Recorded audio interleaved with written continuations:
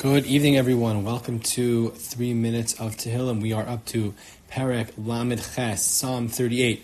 So it's really a very painful and difficult mizmar. If you read the psukim, read the translation, it's a very painful and profound expression of human suffering.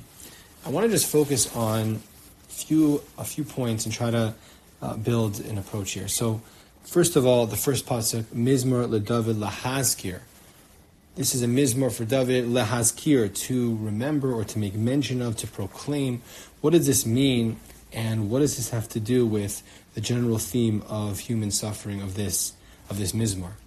And further, what is the point of writing this very depressing, very difficult, type of Perek? Well, David HaMelech, we know he wrote Tehillim to express some of his frustrations, and there's tremendous amount of spiritual richness. But generally we try to find a path that we can chart through these psukim. So what are we to learn from this? So the Radak actually has a very beautiful line here that he writes, something that we've talked about in the past, but it's important to highlight for all of Sefer Tehillim, but especially for this Perek.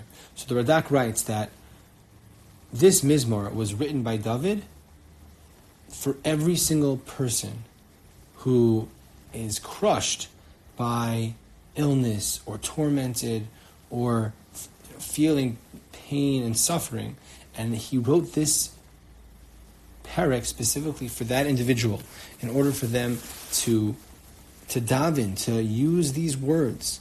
And sometimes when we are so lost and we feel so alone, we don't even have the words. And David HaMelech gives us those words. And he says that the words Lahazkir, in the beginning of the Perek, right, we said Mizmor LeDavid Lahazkir. What does it mean, Lahazkir? It's to tell us, Lahodia, L'kol Adam Nidke V'nishbar Sheyispal Bo, to tell us, to inform us, to let us know that in any case that a person feels alone, they feel broken, they feel despondent, that they should daven. Right? We sometimes, it's sort of stating the obvious, but sometimes it's very hard when we're in crisis and we don't know where to turn.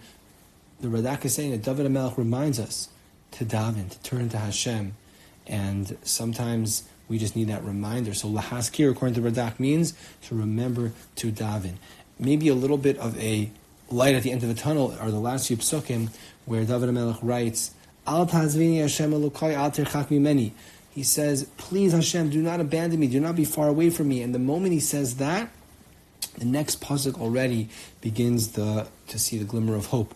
And it says, Chusha le'ezrasi Adonai teshuasi, that Hashem is then quick to be my deliverance. Because sometimes we, even if it doesn't solve the problem, even if we're still the same struggle and the same suffering, when we feel that Hashem is with us, that He's not far away from us, that He's there, that's part of the Nechama itself, that Hashem is there and we can feel His presence. Sometimes we need to start to articulate and to use those words, like we mentioned, David HaMelech giving us those words for any person struggling, to know that Hashem is there for them, to express that. That's part of the process, although not the end, but that's part of the process of deliverance, that Chusha le'ezrasi Adonai teshuasi, that Hashem will be that Yeshua.